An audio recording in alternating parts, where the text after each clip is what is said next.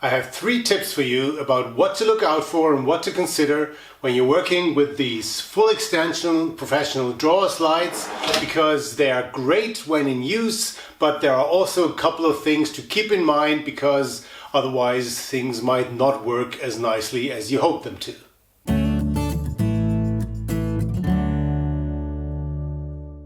Hi and welcome, I'm Andreas.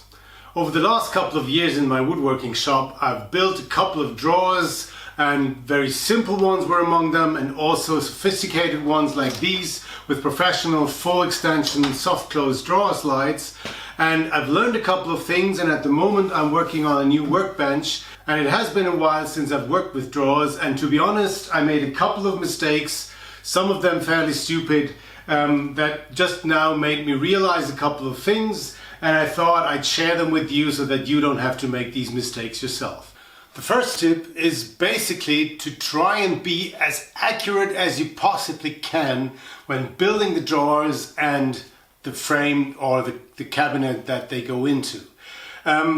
These drawers run very smoothly, but they also have to have a certain level of play, and if it gets more or less like that, things can get very difficult. So really with these drawers, I've tried to be accurate, but I sometimes was in a bit of a hurry, and especially this drawer is really not as square as it should be, and it has cost me so much trouble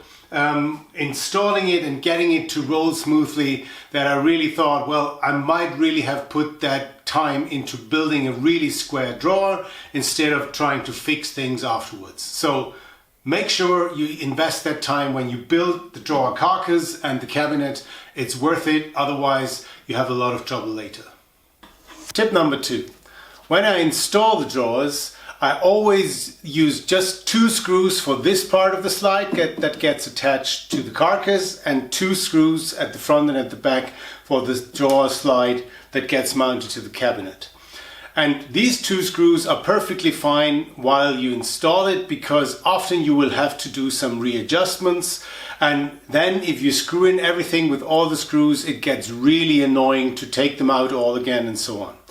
There are also usually holes in these slides that are bigger or that are longish, so that you can actually just loosen the screw a little bit and then move the slide a little bit without taking out the screw completely. So look out for those longish holes and use them first so that you can more easily readjust the slides, and when you're absolutely sure that everything works, then you can screw in all the other screws. And in this case, I've really filled all the screw holes because these drawers are supposed to carry heavy loads, but only do that when you're sure that everything really runs smoothly. Tip number 3. The drawer slides themselves, or the most ones that I've used, are usually 1/2 inch or 12.5 millimeters thick, so the pair of them makes 1 inch or 25 millimeters. Usually I've tried to give the drawer this exact amount of play inside the cabinet, but in this case I've really messed up, and I only later realized it because at the back there my cabinet gets narrower. So what I've realized when I looked at the drawer slides and thought this through, and it's really for the first time that I realized that, it's a much better idea to give the whole thing 2 or 3 millimeters more, because the slides themselves, they have a sort of construction, at least the ones that I use by Hettich, they have a construction with a sort of tongue that you can bend outward, so you have no problem fitting them into a cabinet that has too much of a gap, and you can also easily shim the drawer slides if the gap is too wide. But in my case, I really had some trouble because I had to chisel out a gap here into the frame because it was just too narrow and the drawer wouldn't go in. And of course, chiseling that out is much more work, and it makes everything look much uglier than if you just put a shim under the drawer slide. So the tip would be this: if the drawer slide has, for example, 25 millimeters, the pair of them, then give the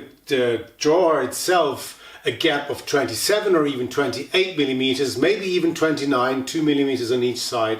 And that will be no problem. If need be, you put a 2 millimeter shim under each drawer slide and you're fine, but just make sure that your gap is not less than the thickness of the drawer slide, because that will really cause trouble. So I hope this is useful for you. I hope it saves you the mistakes that I've made, and good luck with your drawers.